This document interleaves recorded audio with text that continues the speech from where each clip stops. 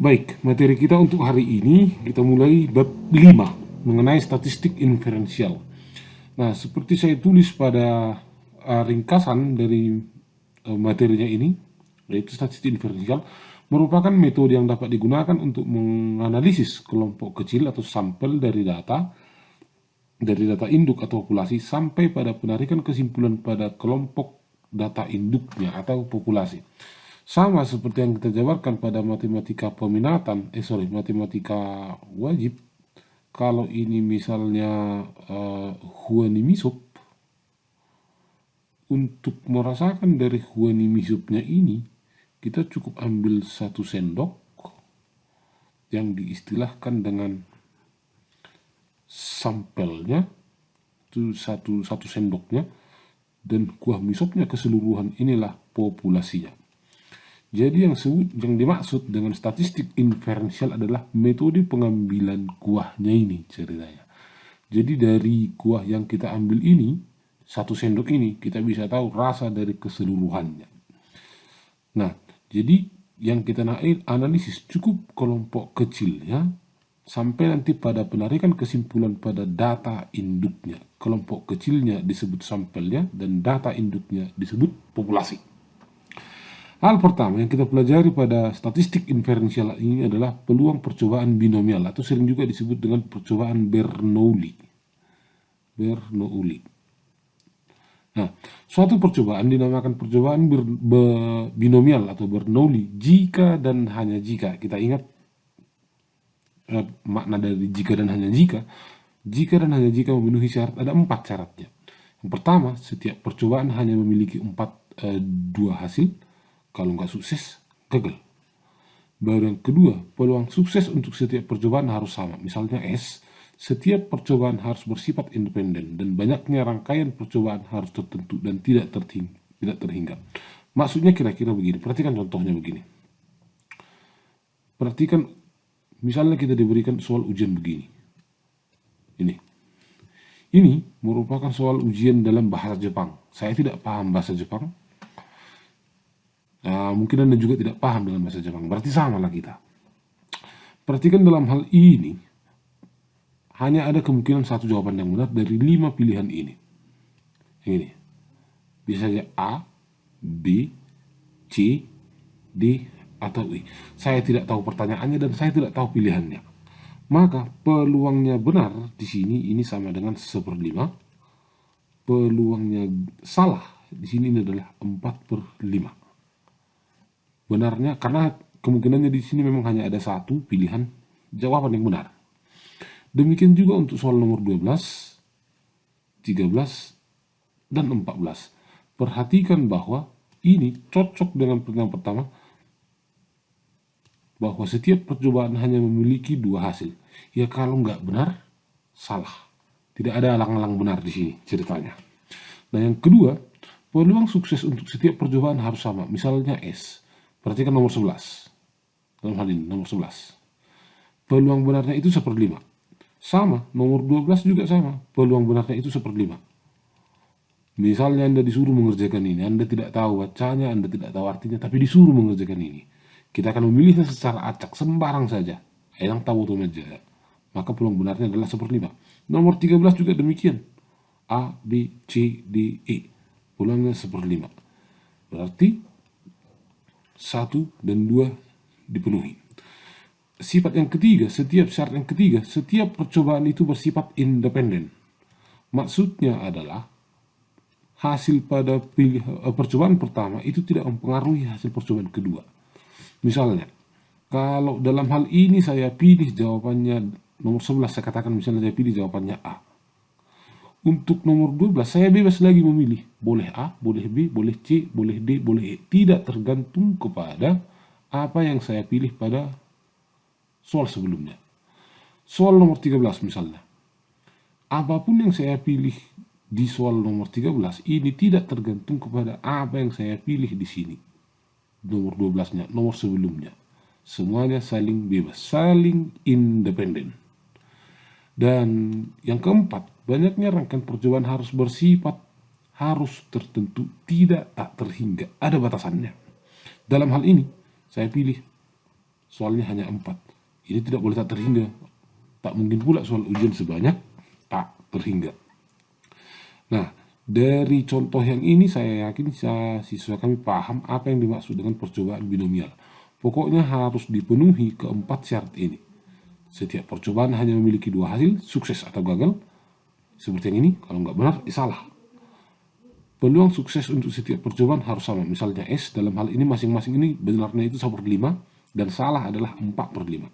Setiap percobaan bersifat independen. Pada nomor 1 tidak mempengaruhi nomor 2, tidak mempengaruhi ke nomor 3 dan selanjutnya. Soal nomor 1, soal nomor 2, dan soal nomor 3 tidak saling mempengaruhi. Banyak rangkaian percobaan harus tertentu, tidak tak terhingga. Artinya ada batasan dari jumlah percobaannya. Dalam hal ini contohnya percobaannya saya buat 4. Nah, bagaimana cara menghitungnya? Begini ceritanya, dirumuskan begini. Peluang binomial X jika ada N kali percobaan dengan S sukses. Dirumuskan kombinasi NX, S pangkat X gagal pangkat X dikurang N dikurang X. Dengan penjabaran begini. Ini tadi, pertama, S adalah besarnya peluang sukses, dan G adalah besarnya peluang gagal, dan N adalah banyaknya percobaan.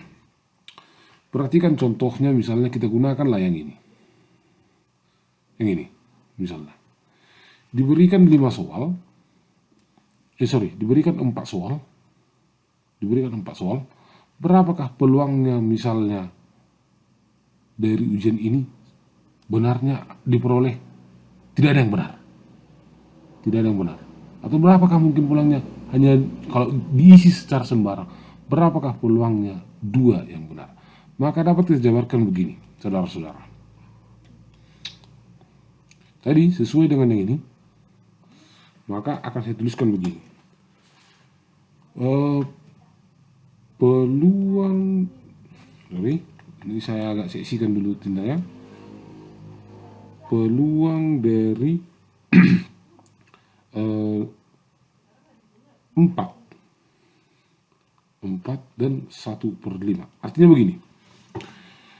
4 yang benar dari 4 kali percobaan, 4 yang benar, 4 kali percobaan, 1/5 peluangnya sukses.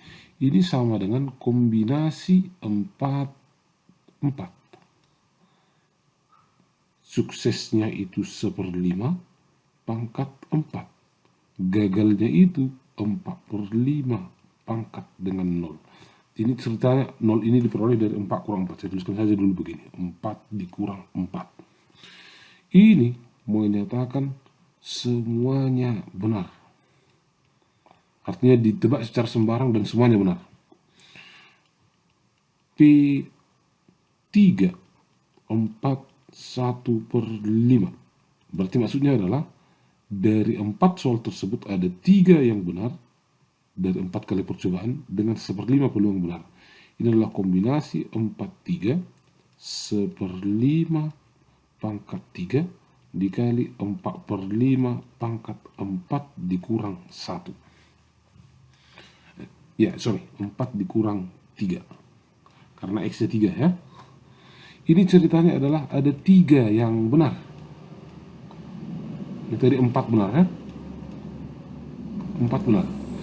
Nah, bagaimana untuk peluangnya yang 2 sama benar? Berarti P2 4 1/5. Berarti 2 benar dari 4 kali percobaan dengan 1/5 peluangnya benar.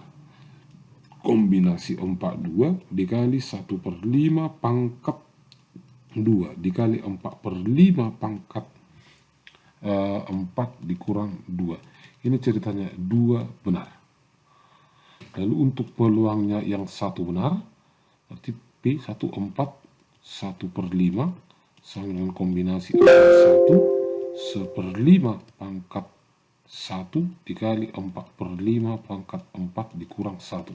Ini ceritanya 1 yang benar. Dan kalau tidak ada yang benar, berarti ini adalah